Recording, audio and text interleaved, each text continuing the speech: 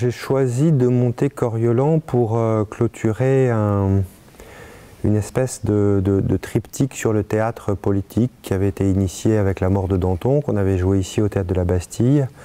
Un autre texte de Leonardo Sciascia qui s'appelle Monsieur le député, et Coriolan vient un peu clôturer ce cycle. Et c'est une pièce éminemment politique dont je pense est inspiré Buchter pour monter la mort de Danton.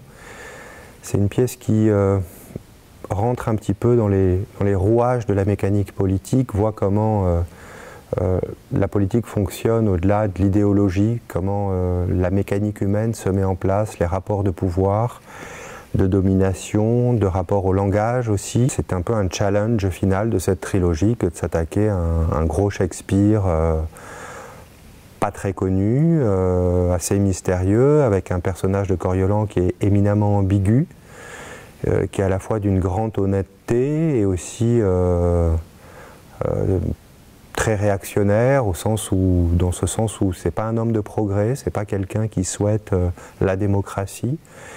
Et finalement, en posant un personnage tel que celui-ci, Shakespeare montre ce qu'il faut pour que la démocratie fonctionne. Coriolan est quelqu'un qui s'offre, qui est très à nu. Il ne sait pas mentir.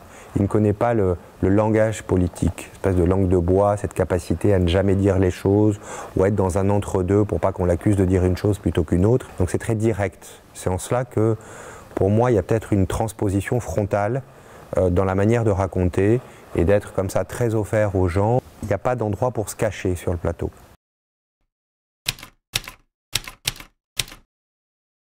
C'est une pièce où il y a 16 ou 17 personnages, donc moi je pars de 5 caractères, 5 personnes que je connais, et à partir de là j'imagine qui pourrait dire quoi, tout en restant dans une espèce d'honnêteté narrative, mais en faisant des pirouettes pour faire qu'à 5 on puisse raconter ça. Donc il y a 5 identités qui se sont dégagées, et partant de là on a abandonné des scènes, on a abandonné beaucoup de scènes aussi qui sont des scènes je dirais d'installation, ou des scènes on a beaucoup agrégé dans le début pour arriver vite à la chose politique. On a beaucoup travaillé sur la versification, c'est un texte versifié, en tous les cas en grande partie.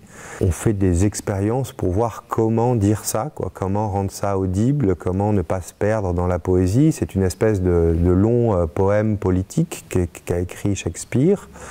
Et à la fois il faut être très concret, à la fois trouver cette espèce de résonance que peuvent avoir les vers shakespeariens.